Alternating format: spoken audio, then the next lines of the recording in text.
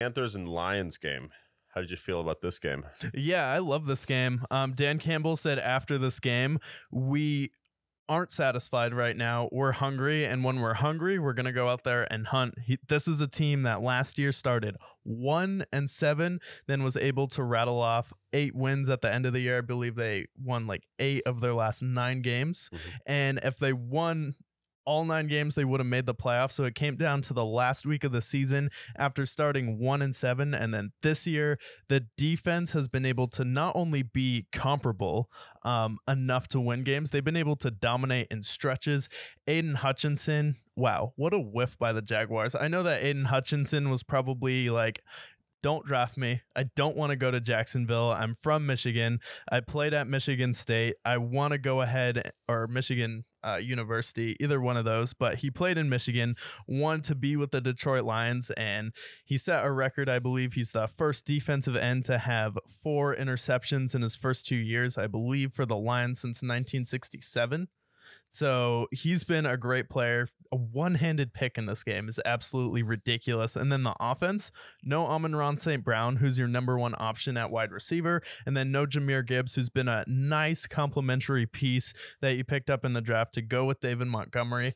And then David Montgomery himself has been an absolute steal in free agency, where it seems like he fits in with the culture a little bit better than D Swift. D Swift didn't really want to be there last year, so they are able to go in, get a great running back, and then in the draft, you pick up Sam Laporta, who no one knew really what to expect from him.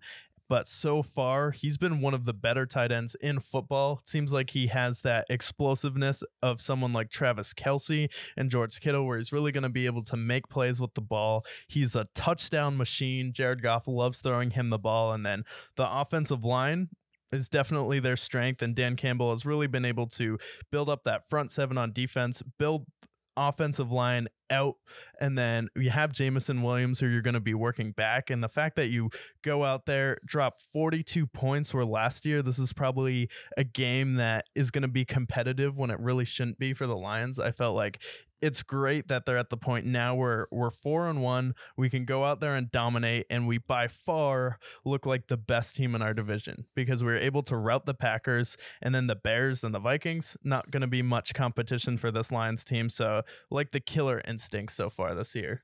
Yeah, and I think this game, although I think they definitely should have beaten the Panthers, I think this is another game.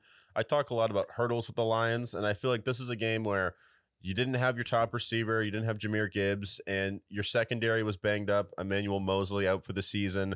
You lost Cameron Sutton, you've lost C.J. Gardner-Johnson, so you've had a couple of losses on your defensive side. So taking a step back defensively wouldn't be surprising for a team like this, but the contrary, the Lions took care of business against this Panthers team.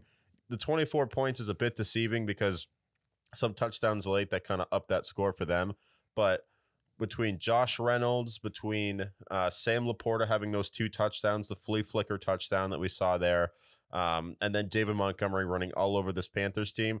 This is a game where could have easily gone the other way had they just kind of laid flat. But ultimately, at the end of the day, they got the win, and it was an impressive win. This is a kind of game that you should win for the Lions.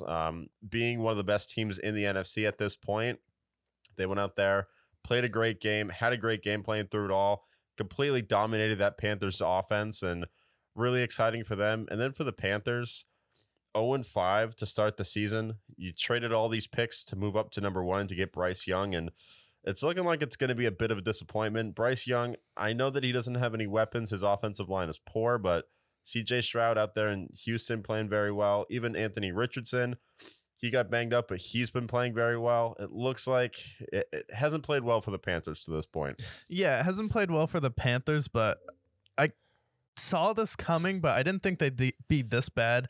I thought they would be one of the worst teams in their division. Wasn't sure if it'd be the Bucs, which I was definitely wrong about, or the Panthers, but I was like, I don't like that we're running it with Adam Thielen as the best receiver here. And then also with Hayden Hurst at tight end, he's a nice pickup, but he's not someone who's going to be a massive difference maker. And it looks like Dalton Scholes is definitely a better tight end so far than Hayden Hurst has been this season, but when you compare him and CJ Stroud, it's comparable because you have Chuba Hubbard and Miles Sanders in the backfield, and the Texans have Dameon Pierce and Devin Singletary in the backfield. So some people would take the Panthers just looking at that on paper coming into the season.